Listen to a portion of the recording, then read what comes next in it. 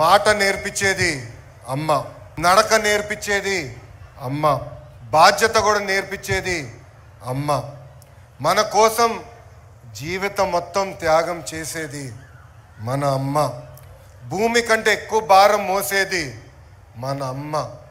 అందుకే తల్లికి వందనం పేరుతో తల్లి రుణం తీర్చుకునేదానికి ఈరోజు ఈ ప్రభుత్వం ముందరికెళ్తుందని ఈ సభాముఖంగా తల్లిదండ్రులందరూ తెలియజేస్తున్నాను. అంతేకాకుండా ఆలు నేర్పించేది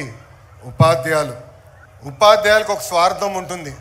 ఆ స్వార్థం ఏంటంటే వాళ్ళ చదువు చెప్తున్న పిల్లలందరూ బాగా మార్కులు రావాలి, అన్ని ర్యాంకులు కొట్టాలన్న స్వార్థం వాళ్ళలో ఉంటుంది. అందుకే ఉపాధ్యాయులను ఎప్పుడు చూసినా మనకి దేవుడు గుర్తొస్తారు. అలాంటి ఉపాధ్యాయులందరికీ పేరు పేరున నా హృదయపూర్వక నమస్కారాలు తెలియజేసుకుంటున్నాం. పెద్దలు ఇప్పుడే చెప్పారు, 1875లో విఆర్ హై స్కూల్ స్థాపించారు. దాదాపు 150 సంవత్సరాలు చరిత్ర ఉన్న పాఠశాల ఇది. నిజంగానే వీడియోలో చూస్తే ఈరోజు నేను ఆశ్చర్యపోయా. కరెక్ట్గా 6 నెలల ముందల పాఠశాల ఇలాంటి పరిస్థితుల్లో ఉండా అని ఈరోజు నాకు అర్థం అలా. పాఠశాల మొత్తం చూస్తే నిజంగానే అసూయపడ్డా. నారాయణ మాస్టర్ గారికి చెప్పా, నేను చదువుకున్న పాఠశాల కన్నా అద్భుతంగా ఈరోజు విఆర్ హై స్కూల్ని మీరు తీర్చిదిద్దడం జరిగింది. ఒక ఘన చరిత్ర ఉన్న విఆర్ హై స్కూల్ మంది. డాక్టర్ కె నారాయణ గారు అంటే honorary advisor and retired director for SHAR Sriharikota, మాజీ ముఖ్యమంత్రి వర్యులు డాక్టర్ బెజవాడ గోపాలకృష్ణ రెడ్డి గారు, ఎన్ జనార్దన్ రెడ్డి గారు, మాజీ ఉపరాష్ట్రపతి గారు వెంకయ్యనాయుడు గారు, ఏకంగా ఎస్పి బాలసుబ్రహ్మణ్యం గారు, జీవీకే రెడ్డి గారు, ఇంకా వేదిక పైన ఉన్న నారాయణ గారు, మా పక్కనే నిలబడుతున్న సోమిరెడ్డి చంద్రమోహన్ రెడ్డి గారు, ఇంకా కోటమిరెడ్డి శ్రీధర్ రెడ్డి గారు, మాజీ chief justice P Chandrasekhar Reddy garu కూడా ఈ పాఠశాల నుంచే వచ్చిన వారు. కారులో వస్తుంటే నారాయణ గారు చెప్పారు, 6th క్లాస్ నుంచి 10th క్లాస్ వరకు నారాయణ మాస్టర్ గారు ఇదే పాఠశాలలో చదివారు. ఏకంగా ఆయన చదువు పూర్తి చేసిన తర్వాత టీచర్గా ఆయన ప్రయాణం కూడా ప్రారంభించింది ఇదే విఆర్ హై స్కూల్ అని ఈ సభాముఖంగా మీకు తెలుపుతున్నాం. నేను పదే ప్రజాప్రతినిధులందరినీ కోరుతున్నాం, ఇలాంటి సమావేశంలో రాజకీయాలు మనం మాట్లాడకూడదు. ఏకంగా రాజకీయాలు దూరం పెట్టాల్సిన అవసరం ఉంది. అనేక కారణాల వల్ల ఈ పాఠశాల మూతపడింది.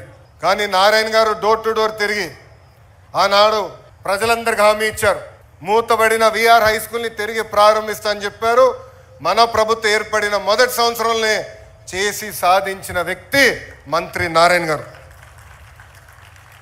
నా పక్కనున్న 2 పిల్లల్ని అడిగా, ఇంత అద్భుతమైన ప్లే గ్రౌండ్, అద్భుతమైన టీచర్లు, అద్భుతమైన కరికులం, స్మార్ట్ బోర్డ్స్ మా నెల్లూరు సిటీలోని ఎక్కడ లేదు, అందుకే మేము వచ్చి ఈరోజు ఈ విఆర్ హై స్కూల్లో చేరటం జరిగిందని వాళ్ళు చెప్తాం జరిగింది. ఈ స్కూల్ గురించి కూడా చెప్పాలి. నారాయణ గారు పర్సనల్గా తీసుకున్నారు, ఫైల్ ఎక్కడుందో వెంటాడారు. నాకు గుర్తున్నంత వరకు ఒకరోజు రాత్రి 10ంటికి ఫోన్ చేశారన్న, ఫోన్ చేసి ఫైల్ ఇప్పుడే నీ లాగిన్కి వచ్చింది, తొందరగా క్లియర్ చేయవా అన్నారు. చేస్తాను సార్ ఫోన్ పెట్టా. అంటే పొద్దున్న చేద్దాం అనుకున్నా, మళ్ళీ 30 నిమిషాల తర్వాత నారాయణ మాస్టర్ గారు ఫోన్ చేసి ఇంకా ఫైల్ క్లియర్ చేయలేదు, ఇప్పుడే క్లియర్ చేయండి అని నన్ను వెంటాడిన వ్యక్తి మంత్రి నారాయణ గారు. ఇది పిల్లలకి తల్లిదండ్రులు ఎందుకు చెప్తున్నాం అంటే, ఒక పట్టుదల క్రమశిక్షణతో ఏమైనా సాధించాలనుకుంటే అది సాధించే శక్తి మనలో ఉంటుంది. మనం 2014 నుంచి 19 వరకు చూసాం, నారాయణ మాస్టర్ గారు పట్టణాన్ని అద్భుతంగా అభివృద్ధి చేశారు. అనేక సంక్షేమ కార్యక్రమాలు కూడా ఆనాడు ముందలు తీసుకెళ్లారు. ఇచ్చిన ప్రతి హామీ నిలబెట్టుకో లక్ష్యంతో ఈరోజు ఆయన పనిచేస్తున్నారు. అందుకే ఎన్సిసి అంటే నాగార్జున కన్స్ట్రక్షన్ కంపెనీని తీసుకొచ్చి ఏకంగా వాళ్ళ సిఎస్ఆర్ ఫండ్స్ నుంచి దాదాపు 15 కోట్ల రూపాయలు ఈరోజు ఈ పాఠశాల అభివృద్ధి చేసేదానికి ఖర్చు పెడతాం కూడా జరిగింది. అంతేకాకుండా కమిట్మెంట్ చాలా అవసరం. ఏ పని చేసినా మంచి మనసుతో చేయాలి, ఒక పవిత్రమైన బాధ్యతగా తీసుకోవాలి. ఆ పవిత్రమైన బాధ్యత నారాయణ మాస్టర్ గారు తీసుకున్నారు. ఇది నేను ఎందుకు చెప్తున్నానంటే, ఆయన బిడ్డ షరిణిని ఏకంగా ఇదే పాఠశాలకు పనిపెట్టి, కానీ ఇది ఒక మోడల్ స్కూల్గా చేయాలి, మీరు చేయండి అని చెప్పి షరిణి కూడా అహర్నిశలు ఇక్కడ నిలబడి, రాత్రైన పరలు నిలబడి ఒక మోడల్ స్కూల్ ఏర్పాటు చేసినందుకు ఆమె కూడా నా హృదయపూర్వక ధన్యవాదాలు నేను తెలుపుకుంటున్నాను. ఒక డిజిటల్ క్లాస్ రూమ్ ఏమి, ఒక హైడ్రోఫోనిక్ సిస్టమ్ అంటే, హైడ్రోఫోనిక్ సిస్టమ్ అంటే నీరుతో చెట్లు పెంచుతాం, పంట పండిస్తాం. పిల్లలకి మెరుగైన టెక్నాలజీ తెలియాలని బహుశా నాకు తెలిసినంత వరకు దక్షిణ భారతదేశంలోనే మొదటిదో రెండో పాఠశాల ఒక హైడ్రోఫోనిక్ సిస్టమ్ ఏర్పాటు చేస్తాం. అలాంటి అద్భుతమైన కార్యక్రమాలు మా చెల్లమ్మ చేసింది. అంతేకాకుండా dance, music, drawing rooms, play ground చూసా, రోబోటిక్ ల్యాబ్స్ వసతులు ఈరోజు విఆర్ హై స్కూల్లో వాళ్ళు అందిస్తాం జరిగింది. ఒక మాటలో చెప్పాలంటే నేను అసూయ పడుతున్నా. మా మంగళగిరి నియోజకవర్గంలో నిడమరు పాఠశాలను నేను దత్తకు తీసుకున్నా. సో మాస్టర్ గారితో నేను పోటీ పడాలా ఈ రోజు నుంచి. అడ్మిషన్స్లో కానీ, మౌలిక సదుపాయాల్లో కానీ, కరికులంలో కానీ, రేపు రాబోయే రోజుల్లో రిజల్ట్స్లో కూడా మన మాస్టర్ గారితో పోటీ పడతాం. ఈరోజు గౌరవ ముఖ్యమంత్రి నారా చంద్రబాబు నాయుడు గారు P4 అని తీసుకొచ్చారు. P4 ఉద్దేశం ఒకటే, సంక్షేమ కార్యక్రమాలతో పాటు సమాజంలో ధనవంతులు ఎవరైతే ఉన్నారో వాళ్ళు నిరుపేద కుటుంబాలని దత్తకు తీసుకుని వాళ్ళని శాశ్వతంగా పేదరికం నుంచి బయటికి ఎట్టే తీసుకురావాల లక్ష్యంతో వాళ్ళందరూ పనిచేయాల్సిన అవసరం ఉంది. విద్య అవ్వచ్చు, ఉపాధి అవకాశాలు అవ్వచ్చు, స్వయం ఉపాధి మోడల్స్ అవ్వచ్చు.